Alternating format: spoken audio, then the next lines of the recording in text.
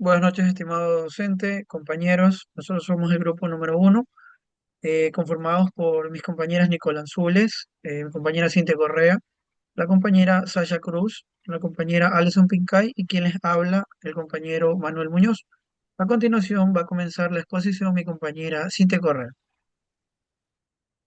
Buenas noches, compañeros. Yo en esta ocasión les voy a hablar sobre la Asociación de Trabajadores. Las asociaciones de trabajadores son grupos organizados de personas que se unan para proteger sus intereses comunes, ya sean económicos, sociales o culturales. Estas organizaciones se estructuran con reglas claras y al registrarse legalmente ante el Ministerio de Trabajo obtienen personería jurídica, lo que les permite actuar como una entidad con derechos y responsabilidades, representados por líderes elegidos. Su estudio abarca los principales que las sostienen, sus objetivos como organizar, que deciden estatus, cómo se legalizan y eventualmente cómo se disuelven. Aunque comparten similitudes, son sindicatos y comités de empresas que tienen diferencias que las hacen únicas y aunque no son tan marcadas. Los principios que rigen a estas asociaciones incluyen la libertad de asociación, la protección del Estado y el reconocimiento legal. Según la Constitución de Ecuador, en el artículo 31, literal H, el Código de Trabajo, artículo 447, la ley garantiza que los trabajadores pueden formar asociaciones o sindicatos sin restricciones, siempre que cumplan con los requisitos como tener al menos 30 miembros. Las autoridades deben apoyar su creación registrándolas en la Dirección General de Trabajo. Una vez legalizadas, estas asociaciones pueden firmar contratos, representan a sus miembros y asumir obligaciones, siempre bajo el marco de la ley, lo que les da un rol clave en la defensa de los derechos laborales. La finalidad es unir a los empleados para defender sus derechos laborales, económicos y sociales, promoviendo su bienestar general. Estas organizaciones buscan mejorar las condiciones de trabajo, ofrecer apoyo mutuo, capacitar a sus miembros y fomentar actividades culturales o de asistencia, sin enfocarse exclusivamente en negociaciones colectivas, según establecido en el Código de Trabajo, en el artículo 447 y la Constitución, en el artículo 31, literal H. Como ejemplo, tenemos a la Asociación de Trabajadores de la Empresa Pública Metropolitana de Agua Potable y Saneamiento de Quito, ECMAX. Esta asociación fue conformada por un grupo de empleados llamada ECMAX con el fin de defender los derechos laborales de sus miembros, promover la capacitación técnica en temas de agua y saneamiento, organizar actividades culturales y recreativas para los trabajadores y sus familias, representar legalmente a los asociados ante el Ministerio de Trabajo y la propia empresa. Cumplió con los requisitos del Código de Trabajo, tuvo más de 30 integrantes fundadores y aprobó estatus que fueron registrados en el Ministerio de Trabajo, lo que otorgó personería jurídica. A diferencia de un sindicato, no se dedica únicamente a la negociación colectiva, sino también a actividades de apoyo mutuo, bienestar social y capacitación. A continuación, mi compañera Sasha. Ya. El sindicato es una asociación estable y permanente de trabajadores para la representación, defensa de las promociones e intereses económicos y sociedades. De esto se encuentra con personalidades jurídicas y capacidad de obrar.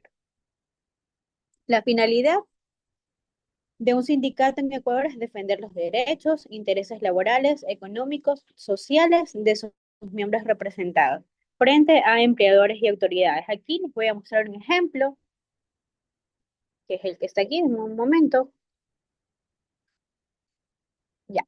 El Sindicato de Trabajadores de la Empresa Eléctrica de Guayaquil está conformado por empleadores de la empresa eléctrica que cumple con los requisitos establecidos por el Código de Trabajo del artículo 447. Tener más de 30 trabajadores, estatutos aprobados y personería jurídica otorgada por el Ministerio de Trabajo. Su finalidad principal es negociar contratos colectivos con la empresa para mejorar los salarios, estabilidades y seguros de salud y en beneficios sociales. Representar a los trabajadores ante las autoridades competentes en cuanto existen conflictos laborales.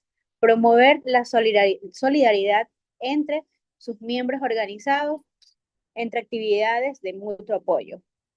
Defender los derechos laborales frente a abusos, incumplimientos del empleador. En ocasiones, este sindicato también ha organizado acciones colectivas, huelgas cuando se han visto vulnerados entre los derechos de sus afiliados, ejerciendo la facultad reconocida en la Constitución del artículo 326, numeral 14, en el Código de Trabajo. A continuación, mis compañeros. Gracias, compañera. Buenas noches, docente. Yo les voy a hablar sobre el comité de empresa. Bueno, es una organización laboral en una empresa ecuatoriana con 30 o más trabajadores, que actúa como el sindicato mayoritario dentro de esta compañía. El representante oficial de todos los empleados, no solo de sus afiliados, y se encarga de negociar y vigilar acuerdos laborales que solo puede haber un comité por empresa, lo que lo distingue de otros sindicatos que pueden coexistir. Su finalidad, bueno, su propósito principal es defender los derechos laborales, mejorar las condiciones económicas y sociales de los trabajadores y asimismo también representar sus intereses frente al empleador.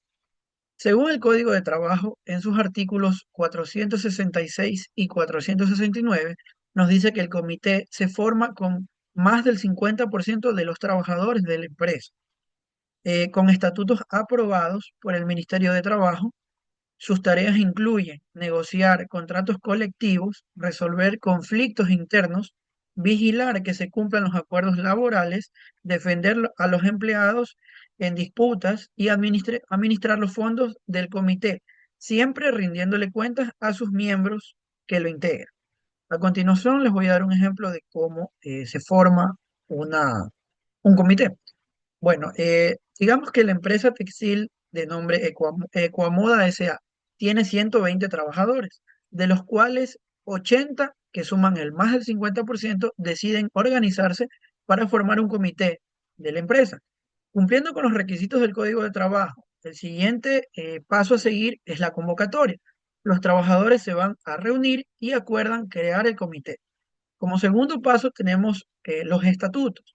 Bueno, nos dice que hay que redactar los estatutos internos que son enviados y aprobados por el Ministerio de Trabajo.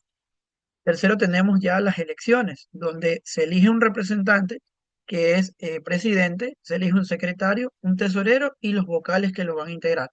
También tenemos el reconocimiento, que lo hace el ministerio, donde registra oficialmente al comité como representante legal de todos los trabajadores de la empresa. Tenemos sus funciones que cumple Ecuamoda S.A. en este caso, ya como son las negociaciones colectivas, donde nos dice que el comité siempre va a negociar con la gerencia un nuevo contrato colectivo, logrando mejoras en bonos, productividad y permisos como maternidad y paternidad de los empleados. Tenemos una supervisión de derechos donde vigila que cumple el pago puntual del 13º y 14º de los sueldos en los trabajadores. También tenemos la defensa de los trabajadores, donde un representante del grupo de costureros, en este caso por el ejemplo, que se ha despedido injustamente en un proceso, se llevará a una conciliación. Y tenemos la gestión de recursos, donde administra un fondo común para actividades recreativas y de capacitación, rindiendo cuentas trimestralmente a todos sus empleados. Así es como se lo integra.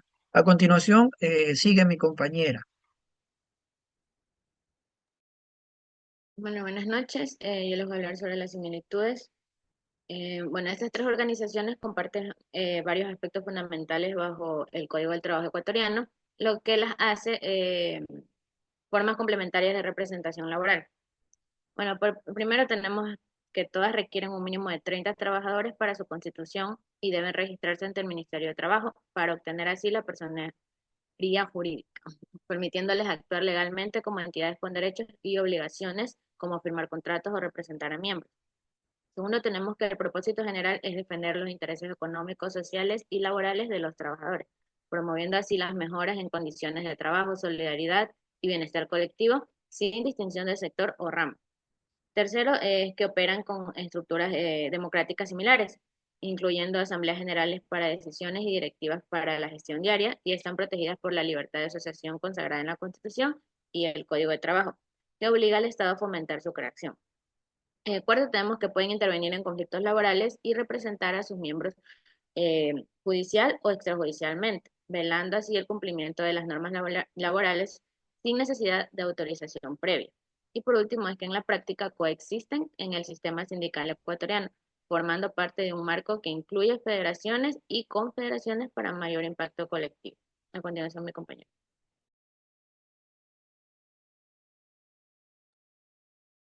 Bueno, buenas noches. Yo les voy a hablar acerca de las diferencias. Aunque relacionadas, estas organizaciones difieren en su alcance, formación y funciones específicas según el Código de Trabajo.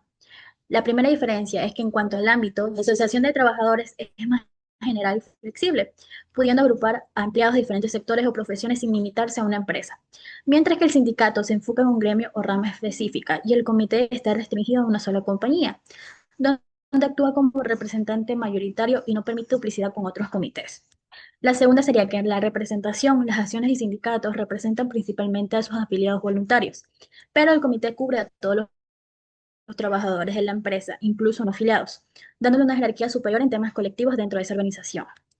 La tercera diferencia es que en los requisitos de formación, asociaciones y sindicatos necesitan 30 miembros y estatutos aprobados, pero el comité exige más del 50% de los trabajadores en asamblea inicial, que sus directivos sean ecuatorianos, mayores de edad y afiliados a una asociación de rama, y una integración representativa de las diferentes áreas de la empresa. La cuarta diferencia sería que en funciones y poderes las asociaciones priorizan actividades amplias como capacitación o apoyo cultural, sin énfasis en negociaciones combativas.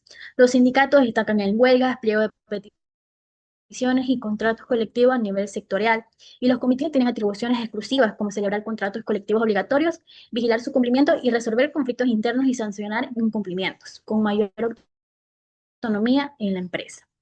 Y la última, que sería la quinta, en jerarquía y coexistencia. En una empresa, el comité prevalece sobre sindicatos minoritarios en decisiones colectivas, mientras que en asociaciones y sindicatos pueden operar paralelamente desde el conflicto directo, aunque el comité desplaza a otros en su ámbito. Esa sería toda la presentación de nuestro taller. Muchas gracias por su atención, doctor.